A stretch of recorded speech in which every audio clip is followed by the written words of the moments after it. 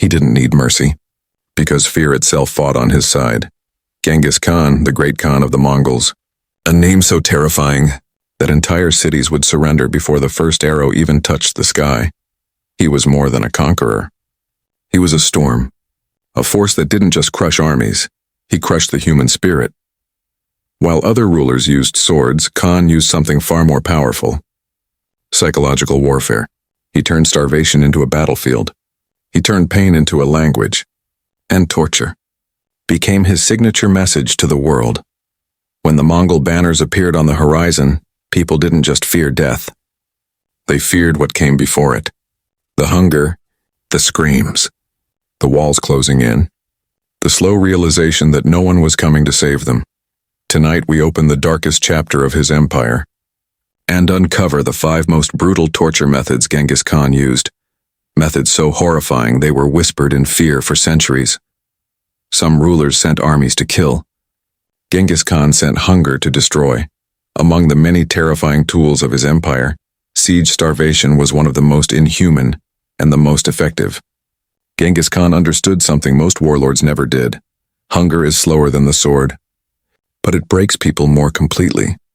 When the Mongol banners appeared on the horizon, the cities didn't just face an enemy, they faced a slow, silent death creeping through their walls. His armies surrounded entire cities like a tightening noose, cutting off every road, every well, and every source of hope. No trade, no messengers, no escape. They didn't storm the gates, they simply waited, and the hunger did the rest. In 1219, during the invasion of the Khwarezmian Empire, the city of Nishapur became a living grave. Mongol engineers studied the city's population, their harvests, their water storage. They calculated exactly how long the people could survive. Then they poisoned the wells, blocked every hidden path, and sealed the city in silence. Weeks turned into months. Inside, the air grew heavy, not with the sound of war, but with the whispers of starvation. Bread turned to crumbs. The rats disappeared. And in the corners of dark homes, families made impossible choices. Persian historian Atamalik Juvaini wrote chillingly, "None remained to bury the corpses. The dogs feasted on the flesh of the faithful. Mothers watched their children weaken. Fathers could no longer protect their families. And as the bodies piled up, the city that once stood proud now fell to its knees without a single sword raised against the Khan. When the gates finally shattered, what came out wasn't an army. It was a broken people, skeletal, hollow-eyed, and silent. Genghis Khan had already won long before his men entered the city. This wasn't just a strategy. It was psychological warfare, a living message carved into human suffering: surrender or starve. He didn't just crush Nishapur, he crushed its spirit. And the world learned. When the Mongols came, hunger rode with them. Not every weapon was forged from iron. Some were made of flesh and blood. For most empires, civilians were something to protect. But for Genghis Khan, they were something to use. When cities dared to resist the Mongol tide, their own people became their first casualties. After capturing nearby towns or villages, Mongol soldiers would drag thousands of prisoners, men, women, even children, tie them together with ropes, and march them toward the walls of the next city. They were not soldiers. They were shields. At the siege of Gurganj in 1221, this horror reached its peak. The defenders of the city saw a human wall approaching. Not enemy soldiers, but their neighbors, their friends, their families, forced to advance under Mongol whips. The Mongols positioned these captives at the very front of their assault lines. Behind them stood the disciplined Mongol archers and siege engines, waiting to unleash devastation. Every arrow the defenders fired struck someone they once called their own. Persian chronicler Atamalik Juvaini described it with a chilling simplicity. They used the people of one city to batter down the next. The Mongols tied prisoners so tightly together that escape was impossible. They pushed them forward to absorb volleys of arrows, to fill moats with their bodies, to exhaust the defenders' strength and courage. And as the battle raged, the sound of screams, crying, and breaking bones drowned out even the clash of steel. Some captives were tied to siege towers and battering rams, used as living armor for the advancing army. Others were forced to dig trenches or carry supplies while the defenders rained fire upon them. And if by some cruel twist of fate they survived the assault, they were executed afterward, discarded like broken tools. To the Mongols, human life was a resource, to be spent, burned, and thrown away. They weaponized fear not just against the enemy but through the enemy's own people. This wasn't only a military tactic. It was psychological warfare at its most brutal. Imagine standing on the city walls, then forced to choose between shooting your own people or letting the Mongols reach your gates. For many, that choice shattered the will to fight long before the battle even began. They didn't just attack cities, one chronicler would later write. They made the city destroy itself. The human shield tactic was cold, calculated, and devastatingly effective. It broke armies not with weapons, but with the weight of their own humanity. For Genghis Khan, conquest wasn't only about land. It was about erasing entire identities. When the Mongol banners cast their shadows over a city, defeat didn't end with the fall of its walls. It began with it. For the Mongols, women were not spared, they were claimed. And in this claim lay one of the most devastating weapons of psychological warfare. After the fall of cities like Bukhara and Merv, thousands of women, daughters, wives, mothers, were seized as spoils of war. Their screams didn't echo on the battlefield. They were swallowed by the machinery of conquest. The Mongol system was coldly organized. Noble women, wives and daughters of high officials, princes, governors, were set aside for the elite, Mongol generals, princes, or even for Genghis Khan himself.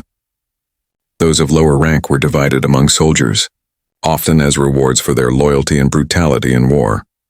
Persian historian Atta Malik Juvaini described how, after cities fell, women were brought out and paraded before commanders. They were ranked like property by age, by social class, and most cruelly, by appearance. They separated the men from the women, the children from their mothers, and drove them like herds of sheep. Beauty became a curse. The more admired a woman's status or appearance, the more likely she was to be claimed by someone powerful. Many were forced into concubinage or servitude. Others were sold into slavery markets across the Mongol Empire, from the steppes of Central Asia to the Yuan court in China. Some were taken far from their homeland, stripped of their names, identities, and families. They were renamed, reassigned, and erased from history. For the Mongols, this wasn't only an act of possession. It was a deliberate humiliation, a statement that said, "Your legacy is ours now. Your bloodline belongs to us." Conquering land broke kingdoms, but taking women broke dynasties.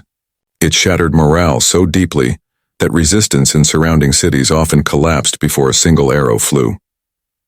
To the Mongols, capturing women wasn't a side effect of war. It was a tool, sharpened and intentional.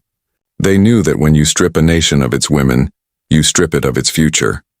The suffering of these women, the forgotten victims of empire, rarely made it into official chronicles.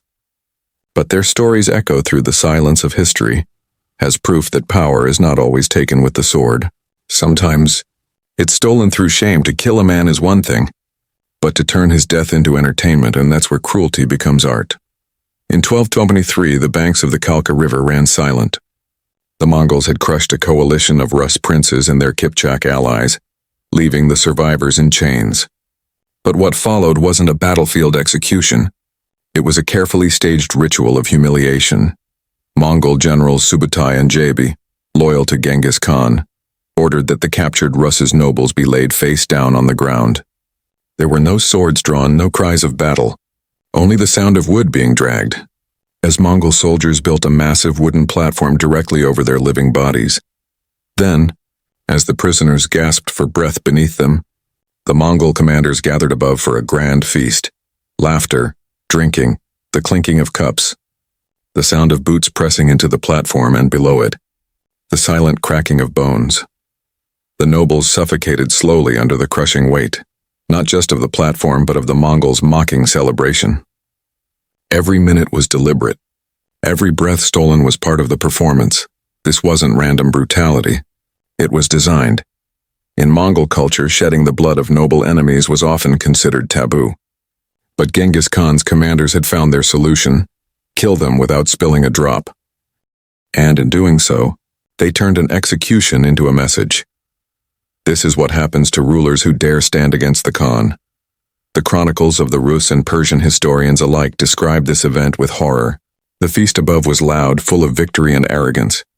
The world above roared, while the world beneath suffocated in silence. This spectacle wasn't just about killing princes. It was about crushing the soul of an entire people.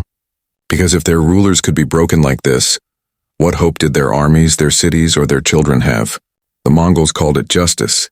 History remembers it as a feast of shadows, where death became a stage and cruelty.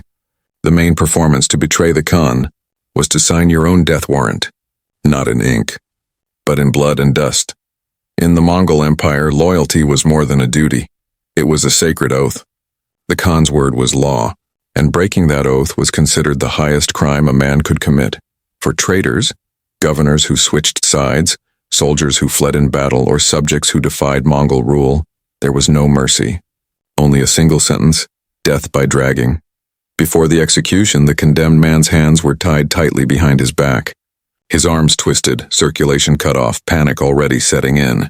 Thick ropes were then fastened to the saddle of a powerful Mongol warhorse, the same kind used to conquer empires.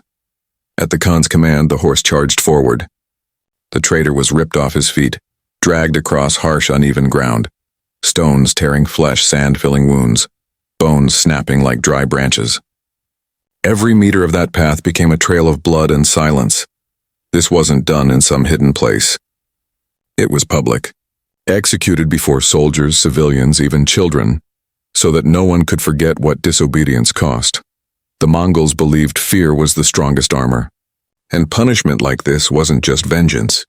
It was strategy, a living, breathing lesson carved into the earth itself.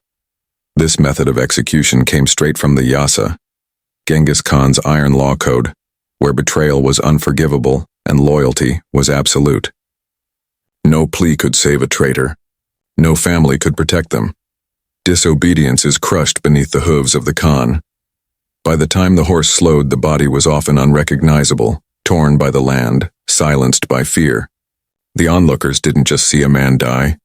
They saw a warning, a promise, a law written in blood. In the empire of Genghis Khan, to break your oath was to become dust beneath a horse's hooves.